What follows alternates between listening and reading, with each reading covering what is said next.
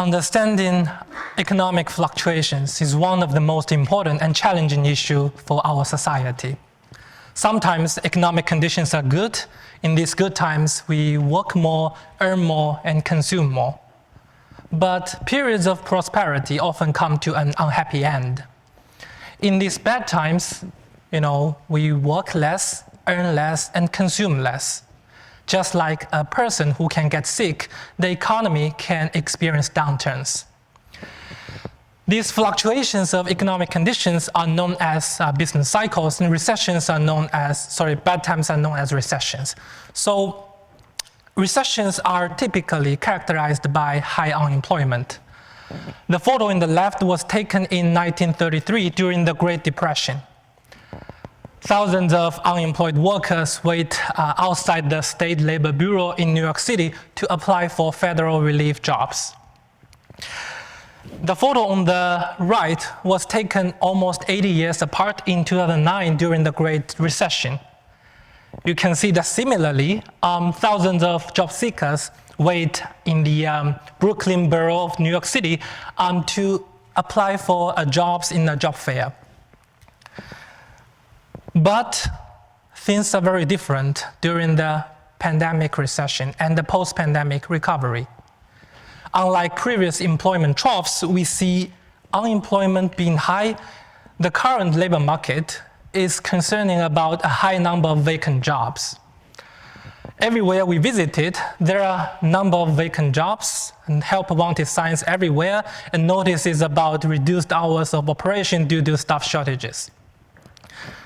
This has become the biggest challenge to post-pandemic recovery and has received significant attention for policymaking. More worrying is that this does not appear to be a short-term phenomena, as there are no signs of improvement after 2 years of labor shortage. Now, why is that?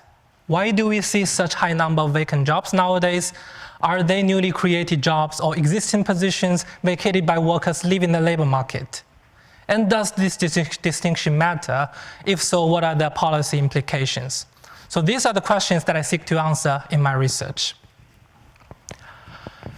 This figure formally visualizes what I just described. So here I plot the vacancy rate defined as the share of jobs that are vacant during the past 70 years. So the red dashed line labels the current level of the vacancy rate of 7%, meaning that out of 100 jobs, 7 of them are vacant.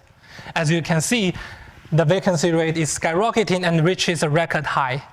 It more than doubles the average since 1950s of about 3%, indicated by this gray dashed line.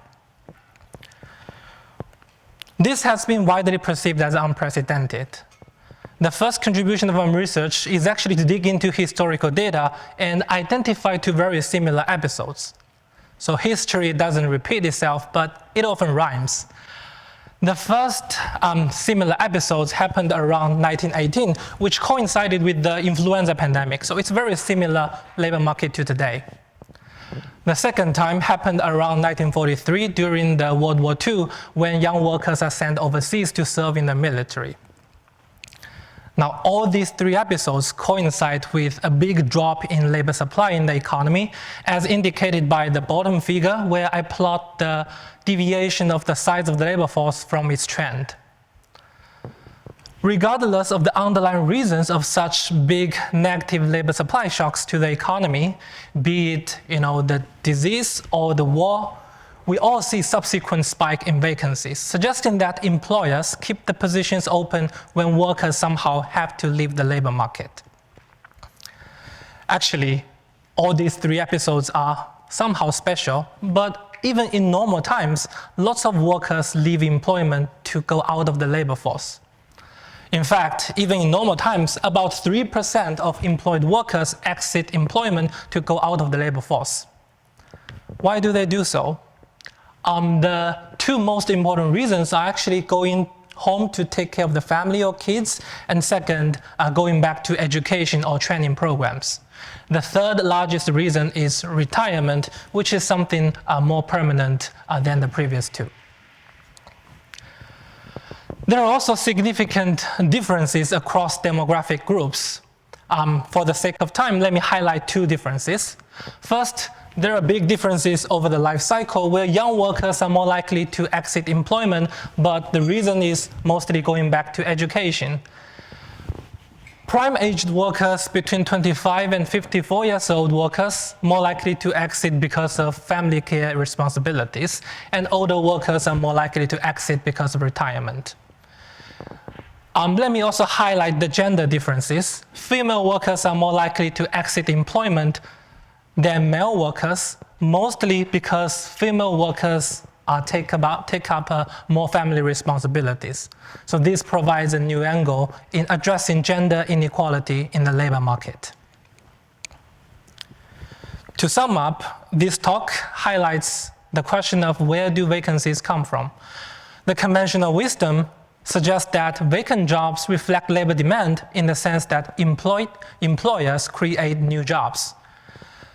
My research highlights that vacant jobs can also arise from labor supply side as workers vacate their jobs.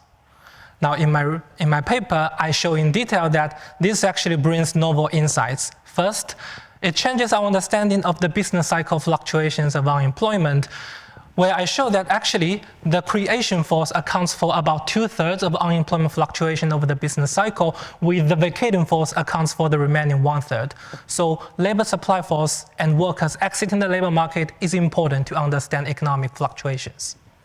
And second, I also show in my paper that this speaks to the labor market response to monetary policy, so it has important implications to policy, with the creation force being very responsive, but the vacating force is less responsive. Thank you for your attention.